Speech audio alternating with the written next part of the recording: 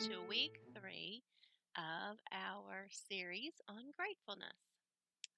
This is Kristen Adkins. I'm Kristen Adkins with It's a Biblical Life, and this is our third week in gratefulness.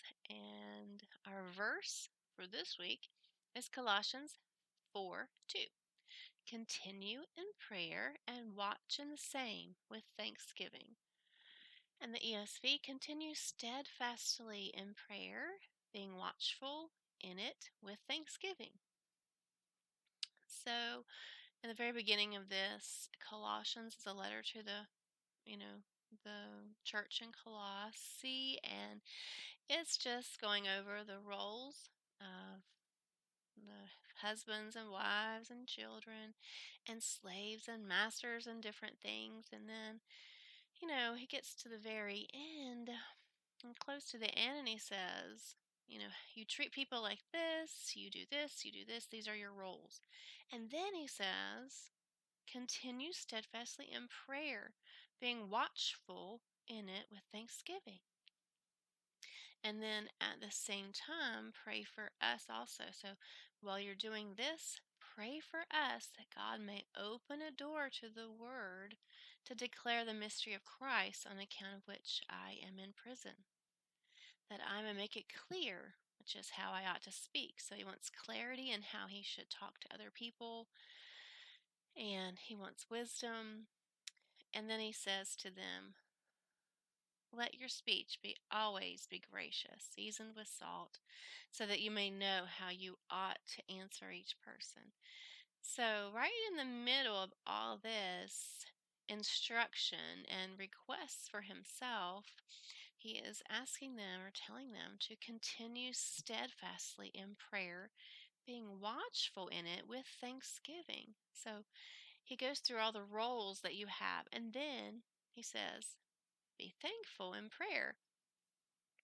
And at the same time, while you're praying for us, ask God to give us a way that we can communicate with people. So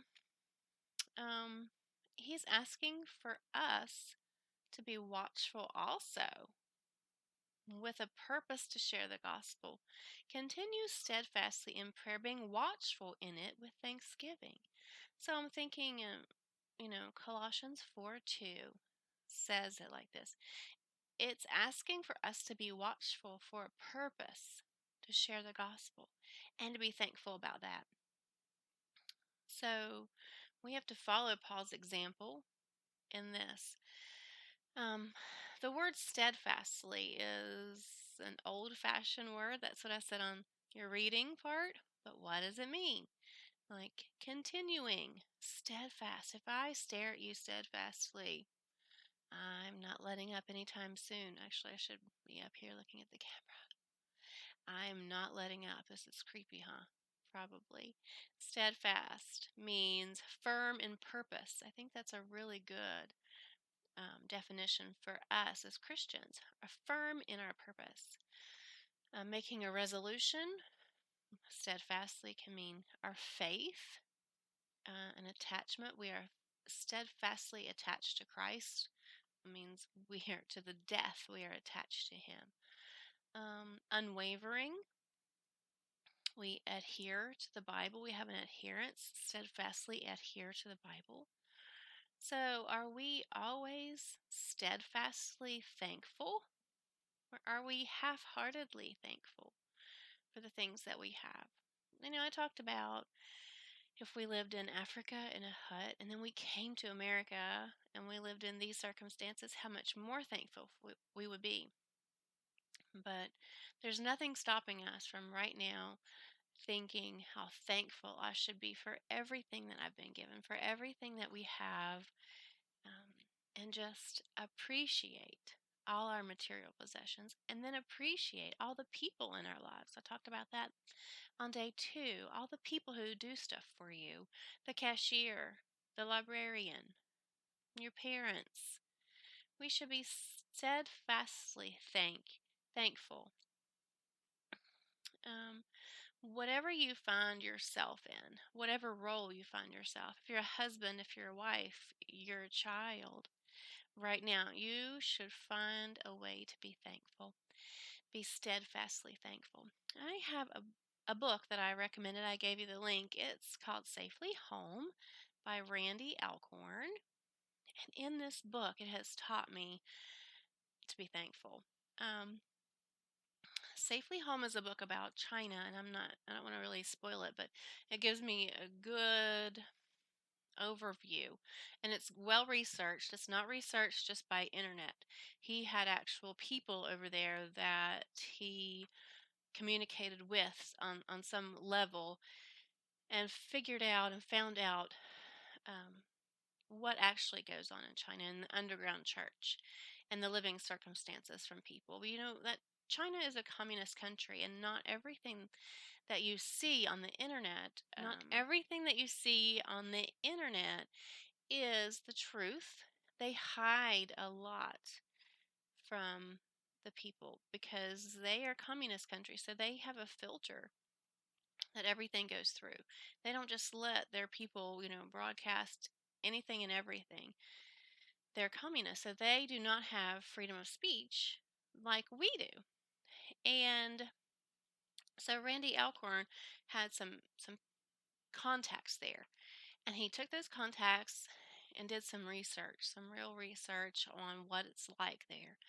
And he gave really very, very descriptive information about the living conditions of regular people, of low socioeconomic groups of people, the prison system, the slave labor, and what it's like to be a Christian, and underground churches that go on, house churches, they call them. And so I would highly recommend, just because of this book, um, I am so much more thankful for just like regular things that I have.